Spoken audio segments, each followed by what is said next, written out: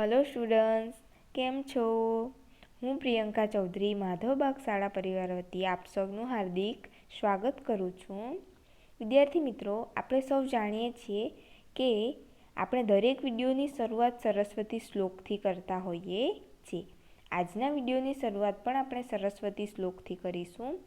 તો વિદ્યાર્થી મિત્રો, બે હાથ જોડી આંખ બંધ કરી આપણે સરસ્વતી માતાની વંદના કરીએ।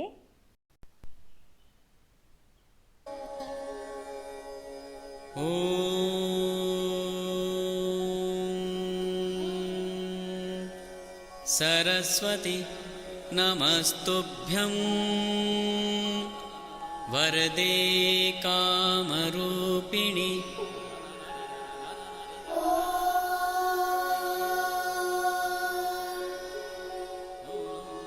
सरस्वती नमस्तुभ्यं वरदे कामरूपिणि विद्यारम्भं करिष्यामि सिद्धिर्भवतु मे सदा। विद्यारम्भं करिष्यामि सिद्धिर्भवतु मे सदा।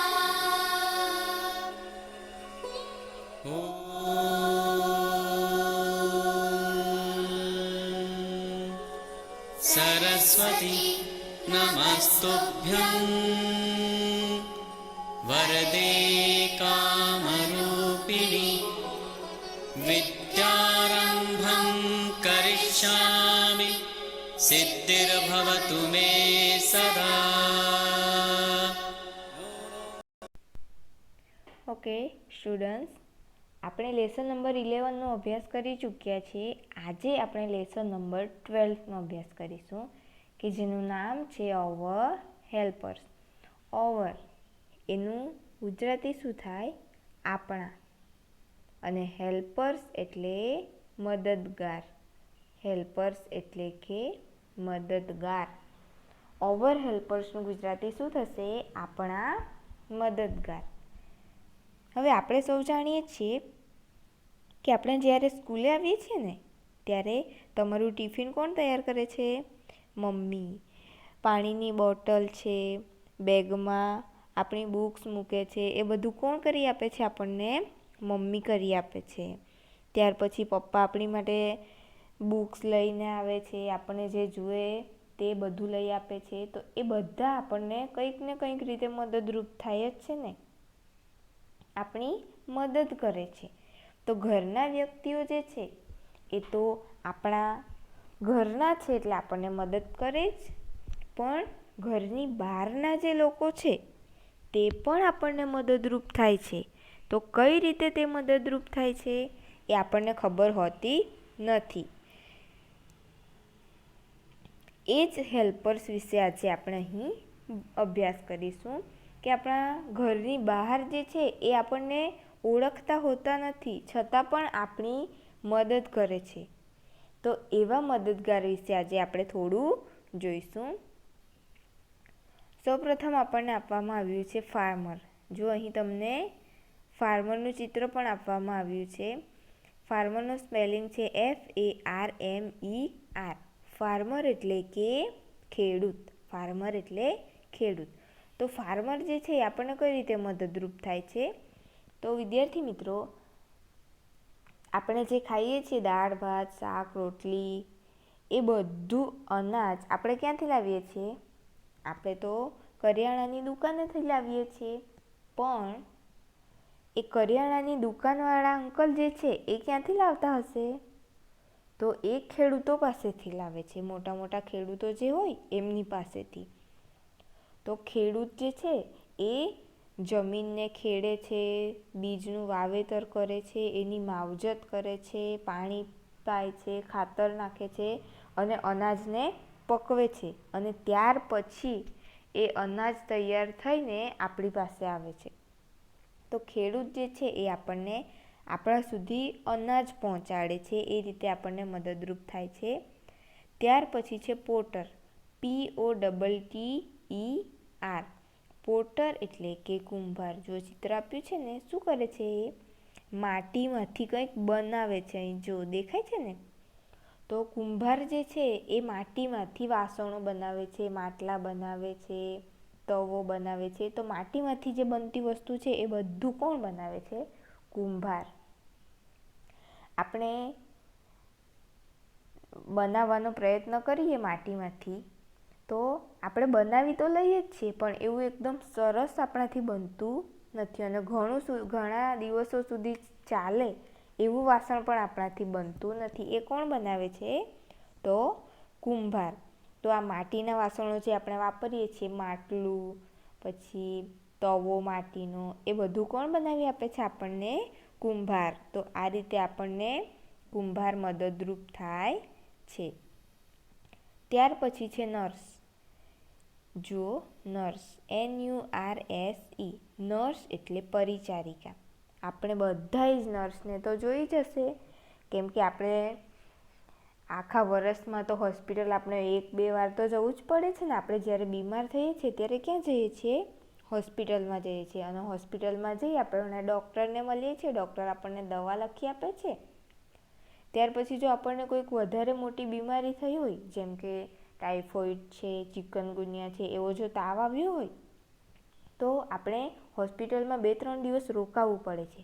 તો ત્યારે આપણી સેવા કોણ કરે છે? નર્સ. આપણું ધ્યાન કોણ રાખે છે? નર્સ. તો આ રીતે નર્સ પણ આપણને મદદરૂપ થાય છે. ત્યાર પછી જોઈએ તો કોબલર. COBBLER. કોબલર એટલે કે મોચી. જુઓ, મોચીને પણ આપણે બધા જ જાણીએ છીએ. આપણે મોટે ભાગે આપણે જ્યારે જઈએ ને રસ્તા પર, ત્યારે રસ્તા પર ચપ્પલ નાખીને સીવવાનું કામ કરતા હોય છે. એ શું છે? મોચી. જ્યારે આપણે જે ચપ્પલ પહેરીએ છીએ એ બધી ચપ્પલો કોણ સીવે છે? મોચી સીવે છે. અને જ્યારે આપણે કશે જતા હોઈએ, અચાનક આપણી ચપ્પલ જો તૂટી જાય, આપણા પગરખાં જો તૂટી જાય, તો એનું પણ સમારકામ એ મોચી આપણને કરી આપે છે. તો આ રીતે આપણને મોચી પણ મદદરૂપ થાય છે. આગળ જોઈશું ટીચર. TEACHER. ટીચર એટલે કે શિક્ષક. શિક્ષક આપણને કઈ રીતે મદદરૂપ થાય? તો આપણે સ્કૂલમાં ભણવા જઈએ છીએ, આપણને ABCD, એકડા, એ બધું કોણે શીખવ્યું છે? એક ટીચરે. અને આપણે જો જોઈએ તો આપણે ક્લાસમાં કઈ રીતે બેસવું, આપણા કરતાં મોટી વ્યક્તિ, આપણા મમ્મી પપ્પા છે, દાદા દાદી છે, એમની સાથે કઈ રીતે વાત કરવી, એ બધું કોણ શીખવે છે? એક ટીચર શીખવે છે. અને અલગ અલગ વિષયનું જ્ઞાન કોણ આપે છે આપણને? ટીચર. તો આ રીતે એક શિક્ષક પણ આપણને મદદરૂપ થાય છે. ત્યાર પછી છે સોલ્જર. સોલ્જર આપણને કઈ રીતે મદદરૂપ થાય? અને સોલ્જર એટલે, જો સ્પેલિંગ શું છે સોલ્જરનો? SOLDIER. સોલ્જર એટલે સૈનિક. જો આ ચિત્ર સૈનિકનું ચિત્ર છે. આપણે સૌ જાણીએ છીએ કે આપણા દેશની રક્ષા કોણ કરે છે? સૈનિક કરે છે આપણા દેશની રક્ષા. ત્યારે આપણે શાંતિથી અહીં સૂવી શકીએ છીએ. જો બાજુના દેશના સૈનિકો આપણા દેશ પર આક્રમણ કરી જાય, તો આપણને ખબર પણ ના પડે. જો સૈનિકો બોર્ડર પર ના હોય તો આપણે જાણી પણ નથી શકતા કે કોઈક આપણા દેશમાં આવી ગયું છે આતંકવાદી. પણ આ જે સૈનિકો છે એ આપણા દેશની રક્ષા કરે છે. દરેક બોર્ડર પર એ હોય છે. તહેવાર ઉજવતા નથી. તહેવારના સમયે આપણે સારી રીતે શાંતિથી અને એકદમ ખુશીથી તહેવાર ઉજવી શકીએ, એટલા માટે આ જે સૈનિકો છે એ બોર્ડર પર ઊભા રહીને આપણા દેશની સેવા કરે છે. ત્યાર પછી છે પોસ્ટમેન. POSTMAN. આ જો પોસ્ટમેનનું ચિત્ર. પોસ્ટમેન એટલે ટપાલી.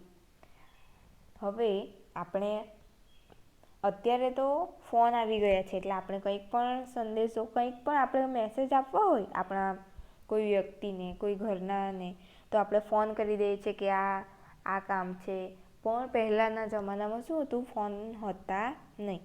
ત્યારે આપણે કોઈકને કંઈ સંદેશો મોકલવો, કંઈક કહેવું હોય તો આપણે એક ચિઠ્ઠી લખતા અને એ ચિઠ્ઠી પોસ્ટ કરતા. તો એ ચિઠ્ઠી આપણા જ્યાં મોકલતા હોઈએ આપણા જે સગા સંબંધી હોય તેને મોકલતા હોય તો ત્યાં સુધી કોણ પહોંચાડતું હતું?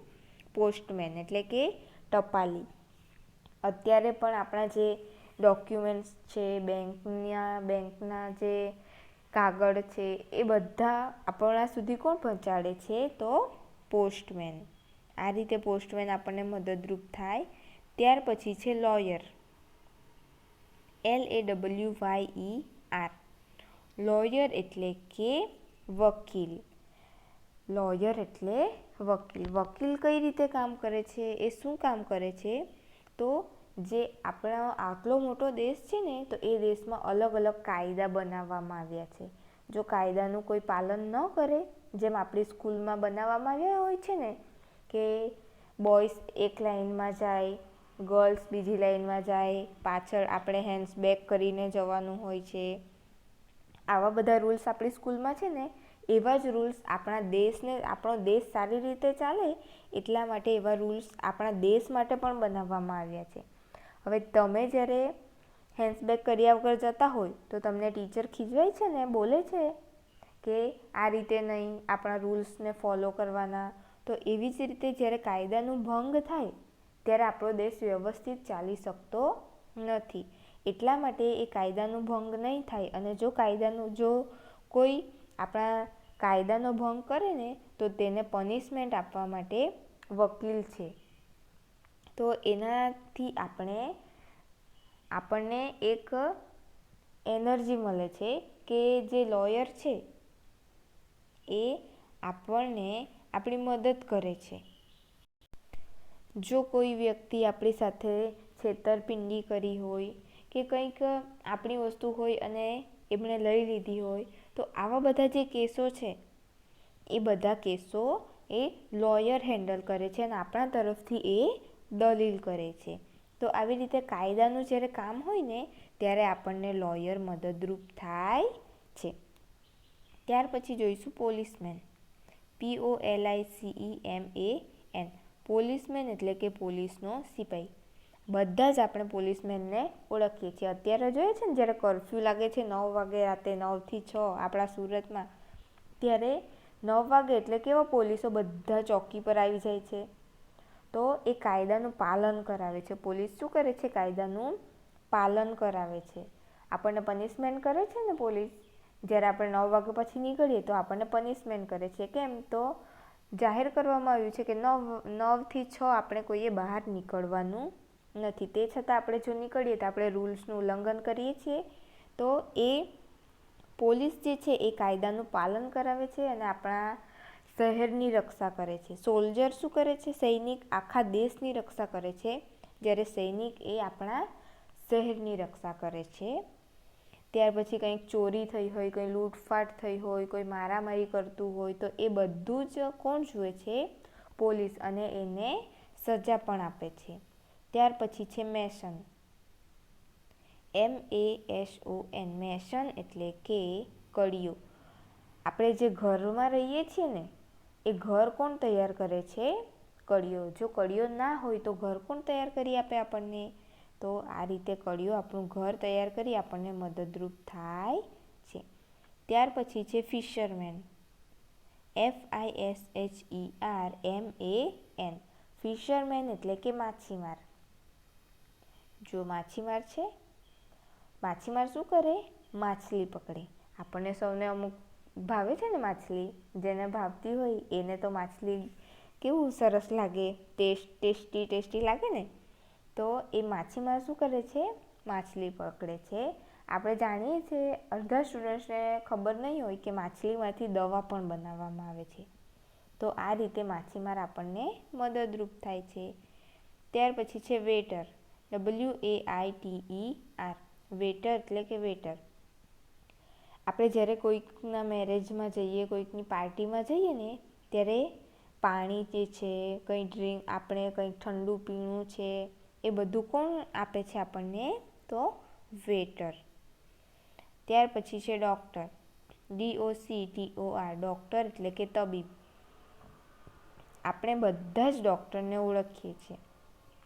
આપણને કંઈક આપણે બીમાર થઈએ છીએ ત્યારે આપણને એટલી ખબર પડે છે કે આપણે બીમાર છે, પણ કઈ બીમારી છે એ આપણને ખબર પડતી નથી. ત્યારે આપણે ડૉક્ટર પાસે જઈએ છીએ ત્યારે એ આપણને સાચી સલાહ આપે છે અને દવા ઇન્જેક્શનથી આપણને સારું કરે છે. અત્યારે આપણે કોરોનાની મહામારી ચાલે છે એમાં પણ આપણને ડૉક્ટરો કેટલા હેલ્પફુલ થાય છે કે તમારી તબિયત, આપણે આ રીતેનું ગરમ પાણી પીવું જોઈએ, આવો ખોરાક ન ખાવો જોઈએ, આપણે આવી સાવચેતી રાખવી જોઈએ, મોઢા પર માસ્ક પહેરવું જોઈએ, વારંવાર સેનેટાઈઝરથી હાથ સાફ કરવા જોઈએ. એ બધી સલાહ કોણ આપે છે આપણને?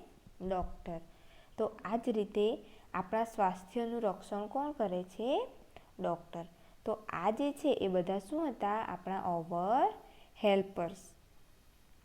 આના સ્પેલિંગ, અર્થ અને ઉચ્ચાર આપણે સૌએ યાદ રાખવાના છે અને મોઢે કરવાના છે.